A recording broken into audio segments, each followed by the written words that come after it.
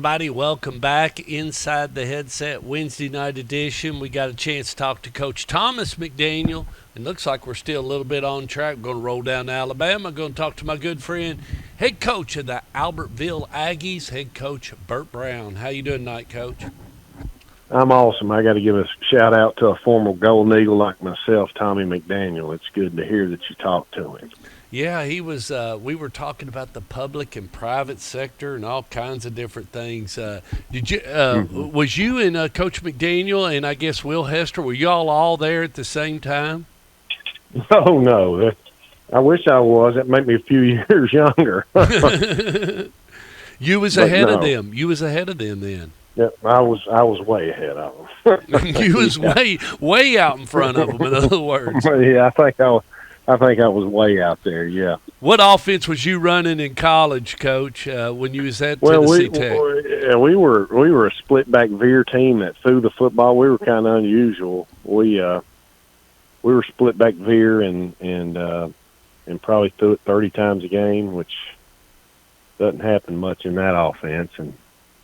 But I played when our OC, the O-line couldn't use their hands, so I got hit a few times. Wow, you couldn't use your hands as offensive linemen. They could not use their hands. Wow, that was a different era. Who did you? Well, I think that you could, but he didn't want them to. I mean, he was an old-fashioned guy, So. Oh gosh, anyway. It was in other words, lock fist. It was like the plastic men on the little vibrating. Yes, exactly. Yeah. It's like those old '67 videos when you see the guy and he's running forward. Right. You'll have to ask John Jones. He was one of my offensive linemen. He knows more about how they did it. Oh, so yeah, that would be right. You are of the John Jones era, So yeah, now I'm getting a real good idea of how old you are, Coach. Our sponsor on Inside the Headset on Friday Night Lights also. That's right. That's John Jones. Of course, is my best friend. He was my right tackle at Tennessee Tech. He didn't let nobody come through. Did he ever just let let somebody come through and knock you silly? Did he? No. Who was biggest team y'all ever played? Most talented team you played while you was in college? Probably the most talented team was Tennessee State at the time. They didn't have the record, but I think my sophomore year they had 5 guys played in the NFL. Robert Porcher and Anthony Pleasance. I was talking about them today. Anthony did Coach Abernathy was Coach Abernathy on Tennessee State playing linebacker at that time? I do not know that. I know they were talented. That'd be a good question for Coach Ab. He's over at Bearden High School now, and of course he's the father of Tyler Barron, Tennessee Vol. Yeah, he is the dad of him. What's been going on down in Albertville? What you guys been doing? Well, we have been practicing. We're going in the morning early before school. We're our indoor facility, our indoor practice facility, just opened up today. So we were in there for a little bit today, and we're gonna practice. I'm a Thursday morning. Early Thursday morning guy. We're going to get a good shoulder pad and helmet practice in, or full pad practice in tomorrow because we don't play till next Thursday. But regular season, I'm an early morning guy on Thursdays. When I was at Stewart's Creek, we did Wednesday mornings early, and so we're going to do that this year here, and so we're going to have a dry run tomorrow with it. Because we do not play this week. We open up next week against Arab High School. Yeah, I saw that on the schedule. And so did you are you able to run a jamboree, or how did you do it? Because Alabama football is a little bit different than Tennessee. What did you end up doing? Yeah, as a matter of fact, I asked that in the spring when I got here. I said, all right, kind of tell me the rules, because I know the Tennessee rules, I know the Georgia rules, I know the Kentucky rules. But so here, if you have spring practice, all right, if you have spring practice, well, let's just say you don't have spring practice. If you don't have spring practice, your first day of practice was the 31st of July. Okay. If you have spring practice, the first day was the 7th, a Monday of August. And so in order for you to play we got a week 0 football game that we play. So if we wanted to play a jamboree, say, tomorrow night, we would have not been able to have spring practice. So it's kind of, you got about to be a lawyer. It's a lesser of two evils. Yeah, it's a lesser of two evils. And right, and so we don't have. So we did spring practice because I thought it was important. Me coming in here in March. Yep. You had we have to. A spring practice. Yeah, and so we have a spring practice, and we don't. And we were going to play us. And I asked everybody. I said, "Now, can I have a jamboree game?" Yeah. And and come to find out, you can have a jamboree game, but you have to have 13 days in before a jamboree game.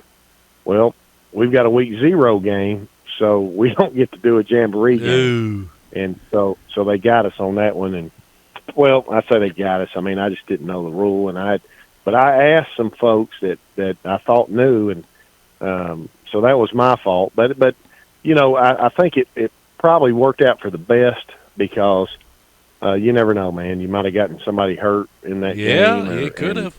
And then sometimes that first game you play, if you haven't had a scrimmage game, your hair's on fire a little bit more. You're ready, you're wanting some blood, because you hadn't been able to hit anybody else. So yeah, it might work out for us. But now I know that Arab's got a great program. Lee Osmond's the head football coach. He's a legendary linebacker there at Alabama years back that took an interception, 102 yards back to the house. So Lee's an Alabama legend, and he does a great job. He's a lawyer by trade, so he knows the rules. and he's done a great job over there because they told me that before he got there they were not very good, and now they're very good. Well, and so looking back on it, Coach, logistically, would you have done it different? I mean, because you're coming in, you kind of got to get the kids to where they know who Coach Bert Browne is. So forfeiting that spring, that'd have been kind of dangerous, wouldn't it? I mean, to come in. I think so. I think so. I think the best thing that we did was have spring practice, and if I knew the rule, the rule would have been told to me that way, I would have probably still done spring practice and not had a scrimmage game, because I think that this has not been a very good program over the last 4 or 5 years. No, you were 1-9 and 0-7 in the region. Yeah, you need some love. Right. And so I really felt like it was important that we came in and got a spring practice in, and then we had an inter squad, because that was one of the things. You can't have a jamboree game, but you can have an inter squad. Else. But you can play each other. Right, but you can have a spring scrimmage against somebody, but if you do that, you can't have a jamboree game. So if I would have known how it was going to work out, I'd probably try to find somebody to scrimmage in the spring. But coming in so late, I probably wouldn't have been able to find anybody anyway. So I think it all worked out, and so, but we were excited, and I think I would have, if I had it to all go over again, I would have had spring practice. Okay, well, we got that out, and that's important. So when you stop and think about it, and you love this rebuilding phase, you like coming in and reorganizing everything. Why are you doing this? And we're going to start doing it this way. And you love all this rebuilding, and it takes a special person to go in and want to rebuild, but you love it.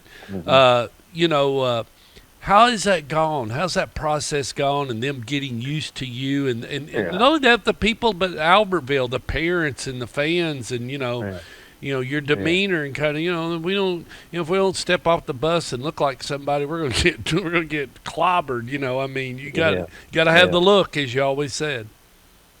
Yeah, I mean, we fortunately here. I mean, we've got a great strength coach. Our strength coach, Gavin Hofford, was a strength coach for 12 years at Jacksonville State, and when Rich Rod got that job, he fired everybody over there, and we got a Division I strength coach, knows what he's doing, and so that's big. Our new indoor just opened up, and we've got a weight room in there in the end zone.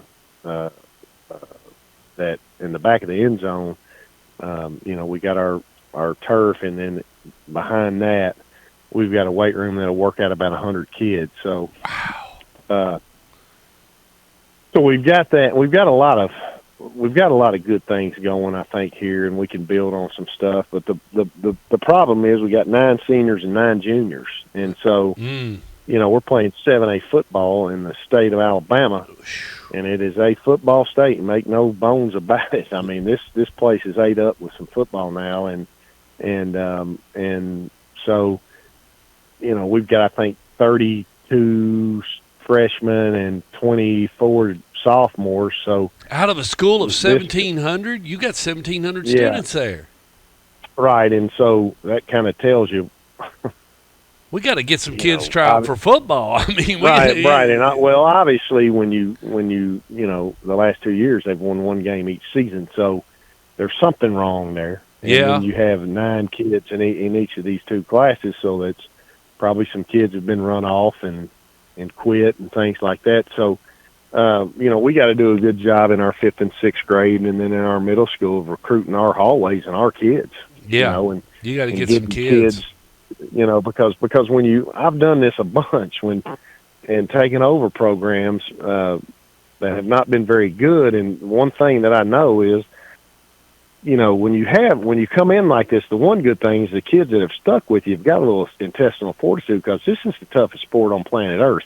And if you're getting your brains beat in every Friday night, it's not fun. No. And so the kids that have stuck it out and stuck with us and been through it, they're hungry to win. And so I'm excited about that, and I really believe that we can get some things done, and we want to make the playoffs. There's 8 teams in our region, only 4 go, and they've never made the 7A region, the 7A playoffs here, and they've been in the 7A now for 3 years. So our goal is to make the 7A playoffs. It'll be the 4th year in 7A, and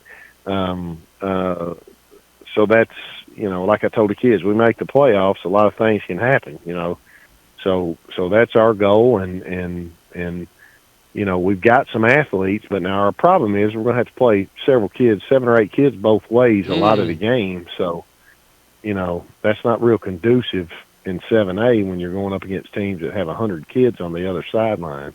Well, and not only that, but just the conditioning and at Stewart's Creek, you was playing, at least 8 on 8. I mean, you had 8 guys. Right at Stewart's Creek, we had an offensive unit and a defensive unit. That's what I'm saying. You had 8 offensive players. Like college. Yeah. So it was, we didn't hardly have anybody going both ways at Stewart's Creek. I would love to have my Stewart's Creek team right now that I had, and but this bunch that I've got is a good bunch, and they want to win, and they're hungry, and that's what I tell them every day. Hey, what do you want to give up to be great? I mean, what are you willing to give things up to be great? Nick Saban, I heard him say that, and that I don't know if he said the exact same thing, but he was talking about that. A lot of people don't want to be great. They don't want to do the things that it takes to be great. They don't want to give things up that you have to give up to be great. And so, but I think these kids, I've worked the pee out of them this summer. We come in here 4 days a week in the summer, and from 7:30 to 10:30 Monday through Thursday, and they hadn't done that in the past, and so. And we lost some kids that weren't committed and things like that. But the ones that are here are hungry and want to win. Well, and two, kids got to learn that I was wrong. I got to start doing it this way, and maybe I was taught wrong, and you don't, and you have to stop in the middle of practice and said, you don't do it this way anymore. You're going to do it this way, and Right. everybody starts eyed open, like, well, I didn't know that, and it becomes, you only know what you're exposed to, and That's exactly right. and you go through this, and you're trying to explain to them, okay, we're going to start, and then you have to find out what brick you're at in building the foundation, because look at Coach Rankin. Coach Rankin was over at Alcoa. Now he switches to Boyd Buchanan, and the first thing he said is, we're soft. We've got to get built up. And people say, what do you mean built up?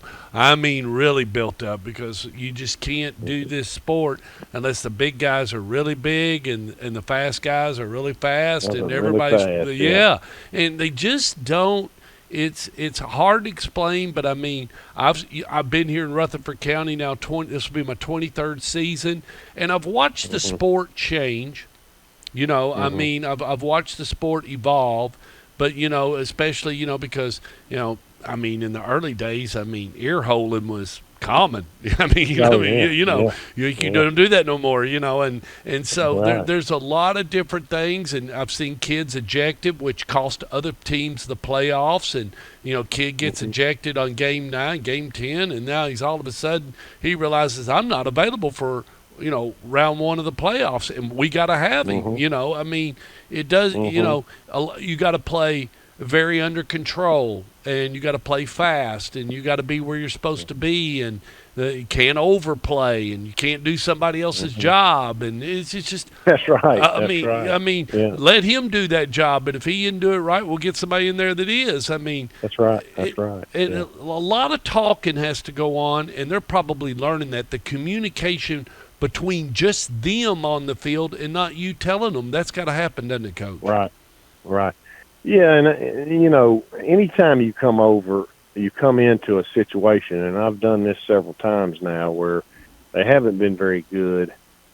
It's tough on 16 and 15 and 17-year-old boys to walk into the school after you've had the crap beat out of you on Friday night, and that's what we talk about all the time. How are we going to change that? Do you want to change that? And I know they all do, because that's a miserable feeling. I mean, like I said, this sport right here now, if you aren't, I mean, this isn't the sport that if you don't love it, it's hard to play, and especially it's hard to play when you're getting the crap beat out of you. Yep. So, but like I said, I like this football team. My starting quarterback's a sophomore, and my backup's an 8th grader. Hey, you're gonna grow up. You're gonna grow up quick. Yeah, and so and anyway, we're young, but like I say, we've got some athletes, and we got some people I think that can do some things, and we've got the thing down here is you got 8 teams there's 8 teams in the region, so you got 7 region games, so you only get to play 3 out of region games, so. We're rivals with Arab, we're rivals with Boaz, and then the oldest rivalry in the state of Alabama is Albertville and Gunnersville. Yep. So we've got them the last game of the year. We got to play those, and so we really can't go out and find a cupcake. And you kind of wish you could, but you only got 3 out of region games. So, and those are the 3 you got to play, because it's a rivalry and it's a great gate. Yeah. So you're, you're like the old Region 4-5-8. You're just kind of pinned in. You had to play everybody, and then like you said, you only got 3 left, and you gotta pick a couple of them maybe that you're not really gung ho about, but at the same time, everybody's going to be there. So, and what do you want? You want a crowd. So, and you want competition. So it's going to be competition. It's going to be a gate. So all 10 of them are legit. You've got 10 legit games, no different than you did when you was at Stewart's Creek, Coach. Nothing's changed. Well, Nothing's changed, Coach. Yeah, that's right. Well, so, Coach, we appreciate you. We'll talk a little bit more about Arab. Maybe you'll get some film. Who knows? But it's always a pleasure to have you on Inside the Headset on this Wednesday night, and we're looking forward to sharing the season with you and walking through it and see where you end up. buddy, I appreciate you, and listen, you do a great thing for high school football in the state of Tennessee. Keep that up. I know that people appreciate that, and I know I did when I was there, and I appreciate you talking to me, man. Well, no, you're a legend. I love it. The thing about it was I realized as I went down my list, and it just didn't dawn on me because they're co-head coaching. But I left Phillip off, so I got to get Phillip back. I got to get a hold of Phillip this week and bring Phillip back on because Phillip's like co-coaching. There's 2 coaches at Knox Catholic, but that would add another private school. And Shad, that's where it all started. Inside the Headset started with Phillip in 2009. He and I did the first one with him, and he, it took a little bit of getting used to, but after he figured, we were both learning because I wanted to do a coach's show, and he was game for it, and we both learned what we wanted to say, and kind of going through it. But after you do 2 or 3, Coach Guthrie, he's probably my youngest pup on the show, and he's like, man, this is easy as all get out. No, Kreisky is the other Kreisky, because I don't know if you know it. I've got Matt over at Blackman, and then Will over at Riverdale. So that's going to make that backyard brawl. That's going to be a lot of fun. Kreisky on Kreisky, right. the twins. That's right. So we've got a lot, and then Ben Caudell in the Stewart's Creek, they're back over in the other region, so they're not in our region no more. So they're down there with Smyrna and Laverne and Cane Ridge, and it's still not easy. They're on the other side of the bracket. No. No, it isn't. Just because you say, "Oh, I'm in the other region," well, I got to play these guys. Yeah. So Well, that area right there has got great football in it, and there's really nothing easy about it. So that's a good football.